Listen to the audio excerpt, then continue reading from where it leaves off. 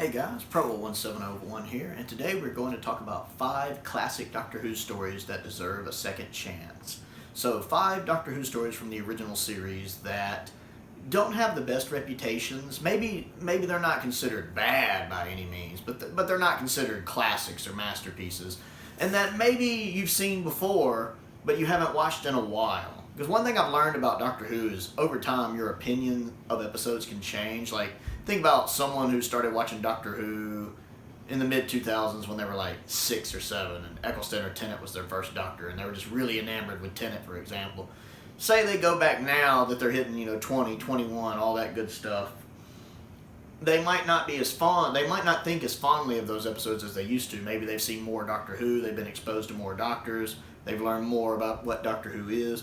So it's very possible to have episodes that you liked once upon a time that you don't hold quite in the same heights that you used to. And the opposite is true too. There might be episodes that you didn't like that you've grown more fond of. I think season 24 as a whole, there's a lot of people who probably think of it more fondly now than they did when it originally aired in 1987. So this is just kind of a look at maybe 5 classic stories you haven't watched in a while that I think you should take another look at that you might appreciate more today. And we're going to start the list with Paradise Towers. Now, I recently saw this story for the first time, and I gotta say, I really liked it. I've always heard bad things about season 24, and I'd only seen 2 of the stories for it before the box set came out. I'd seen Time of the Rani, and I'd seen Dragonfire, which I've always campaigned for and fought for. I really like Dragonfire. You could put Dragonfire, honestly, as an honorable mention on this list, because I am kind of restricting myself to 1 Doctor per entry of these 5, so each entry, I'm only going to do 1 Doctor talking about these 5. I don't want to just load it up with 1 or 2 Doctors.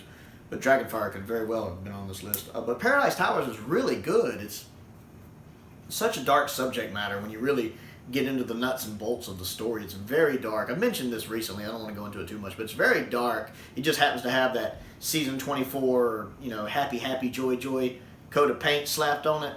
So a lot of people look at it and they think it's camp or it's silly, but when you really examine the story, it's not. I think it's got some good acting performances. I think both of I could see 2 people having over-the-top acting performances, but I think they fit the story.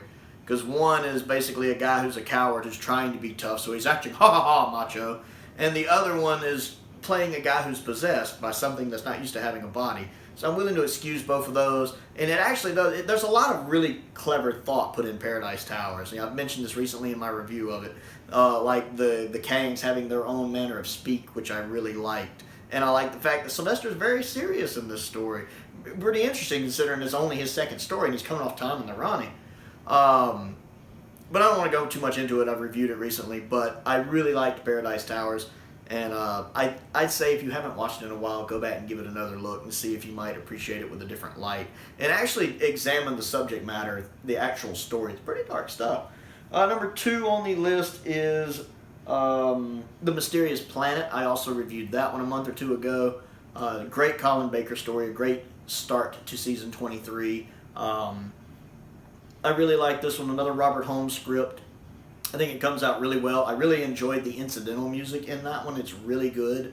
Really, really helps the story. It's got Glitz in it. I like Glitz. He's such a cool character. I enjoyed him coming back in Dragonfire. So he's a nice one. I really like the relationship between the 6th Doctor and Perry here, because it's very much matured and softened since season 22. I always get this sense that time had passed between 22 and 23. Because I really enjoy that. I wish we had more time of the 6th Doctor and Perry together, with them having this much more comfortable with each other relationship where they can playfully banter like they do here. And I enjoy the script. I think it's a good script, and I like some of the robot designs in it, especially the kind of head machine. I like his robot design. Pretty nice for classic Who.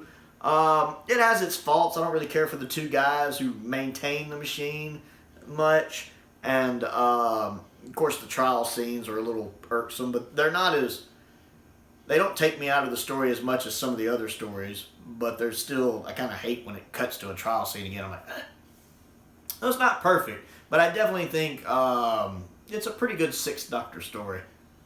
Probably the best in Trial of the Time Lord. It's hard for me to pick between it and Vervoids. Next on the list is Revenge of the Cybermen. I have gone on at length about how much I like Revenge of the Cybermen. I think it's a really good story. To be honest, the story between Revenge of the Cybermen and Earthshock is not that different. They're pretty much the same plot. There's a lot of other stuff going on in the background, but it's pretty much the same plot. They're trying to destroy a planet that has once thwarted them. And they're trying to do it with basically a bomb. I like it. It has Tom Baker in it. It's the only time Tom Baker fights the Cybermen, and I think Tom is great in it. I love his no-fear attitude with them. He has no qualms, just mouthing off to them, which I absolutely love. I like the Cyberman design in that one. I'm very fond of that Cyberman design. If it's not my favorite, it's close to it, but it's probably my favorite, it and the Invasion. Plus good companions with Harry and Sarah Jane as well. And the new updated effects on the box set also add a little bit to it. And I like the Vogons. I'm thinking Hitchhiker's Guide from the Galaxy here, but I still think they're called the Vogons or something like that. The people who live on the planet. I like them a lot. I love the subplot going on with all of their political issues going on and the attempted coup going on with that. I think that's a nice little sub-story for that. I sometimes wonder which one I actually think's better between it and Earthshock. I really need to do a versus video because they're both really good stories.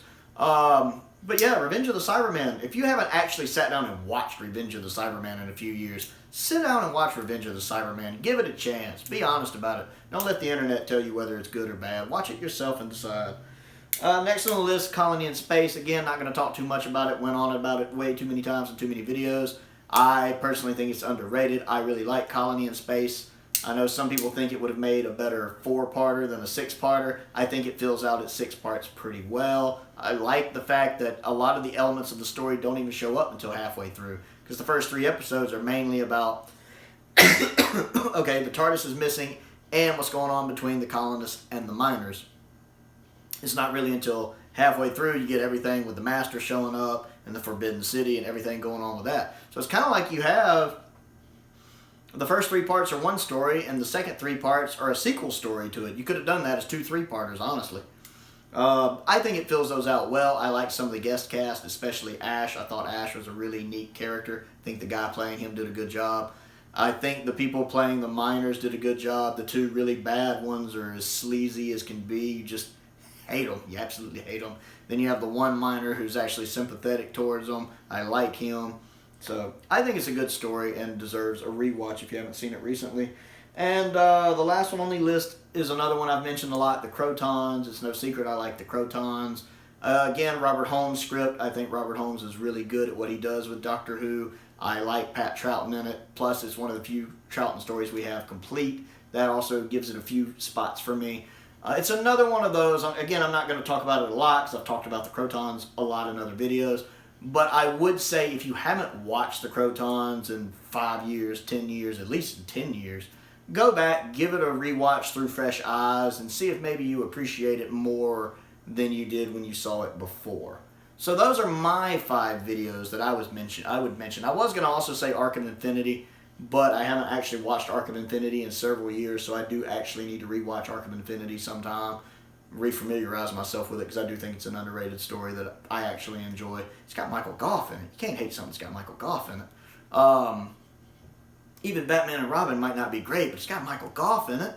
So that's my list. I'd like to know your list. Let me know, one, what you think of the stories I chose and whether or not you're willing to give any of those a second chance. 2, which ones do you think of the classic series should deserve a second chance and you would recommend people give another watch that they may have changed their opinion on over the years?